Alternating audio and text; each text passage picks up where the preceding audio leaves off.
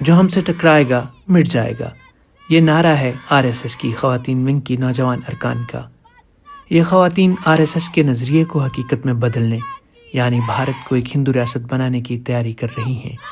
Rashtriya swim civic Singh یا RSS اپنے قیام کی 1 صدی مکمل ہونے پر نہ صرف جشن منا رہی ہے بلکہ بھارت کے نظریاتی نقشے کو دوبارہ ترتیب دینے کی کوشش بھی کر رہی ہے۔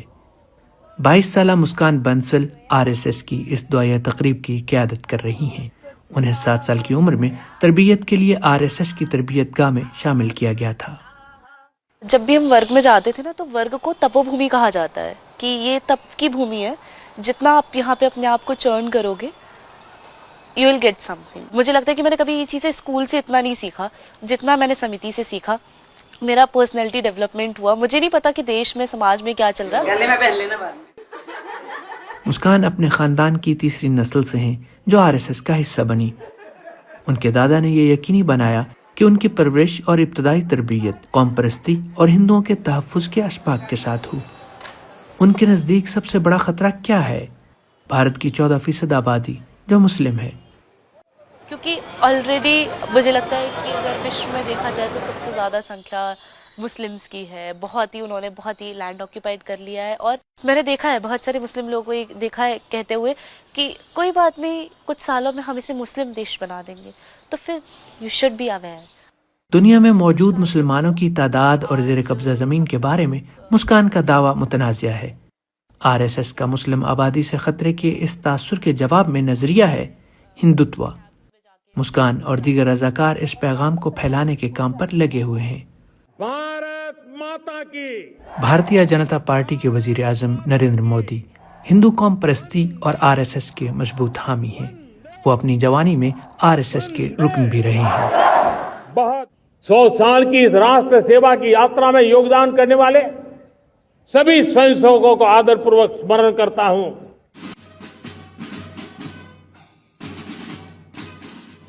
RSS اس کے رضاکار اور ہندوتوا اب بھارتی معاشرتی دھارے سے باہر نہیں ہے۔ مودی اور BJP کی سیاسی کامیابی سے متاثر ہو کر مسکان جیسے ممبران اب بلند آواز اور فخر سے اس کے حق میں بولتے ہیں۔ جیسے اگر کٹر ہندوواد کہتے ہیں تو مجھے لگتا ہے کہ مطلب یہ بہت ہی اچھی بات ہے۔ ہم ہندو راشٹر میں رہتے ہیں، ہمیں ہندوتو کی باتیں کرنی چاہیے، کیونکہ اب ہندوتو اتنا اسٹرانگ ہے کہ وہ اس لیول پر آئے گا کہ آپ کو ڈرنا چاہیے، یا تو آپ اسے فالو کرو۔ ہندوتوا کے نظریے میں ایسے جوڑوں کے لیے کوئی گنجائش نہیں۔ وہ ہندو ہے اور وہ مسلمان، اس لیے دونوں چھپ کر رہتے ہیں۔ اگر مسلم ہے کوئی کنورٹ ہو جاتا ہے ہندو میں تو اس کو گھر واپسی کا نام دے دیتے ہیں، اور جو ہندو اگر کنورٹ ہو رہے ہیں مسلم میں تو اس کو لفظ جہاد لگا دیتے ہیں۔ ہندو قوم پرستوں پر ایسے تعلقات کی پاداش میں مسلم مردوں پر حملے اور حتیٰ کہ قتل کے الزامات لگے ہیں۔ یہ جوڑا اتر پردیش سے بھاگ کر دہلی آیا اس امید پر کہ وہ زیادہ آزاد ماحول میں محفوظ ہوں گے، لیکن جب انہیں مدد کی ضرورت پڑی تو انہیں انہی لوگوں سے مخالفت ملی جو ان کی حفاظت کے ذمہ دار تھے۔ تو وہ گاڑی میں جس ٹائم مجھے لے جا رہے تھے تو جو بھی ڈرائیو کر رہے تھے بہت ایبیوزنگ سے بات کر رہے تھے، وہ گندا گندا بول رہے تھے، تجھے لڑکی بھگانی ہے، اپنے گھر سے بھگا لیتا، مسلموں کے یہ کر رہا ہے، اپنے کاسٹ میں دیکھ لیتا، اس کو تو ننگا یہاں سے مطلب بھگاؤ، پیدل بھگاؤ اس کو۔ میرا فرسٹ ٹائم تھا، اس سے میری کبھی بات مطلب ایسے ہوتا نہیں کہ ہم لوگ بات کرتے رہتے ہیں، اس ٹائم اس سے بہت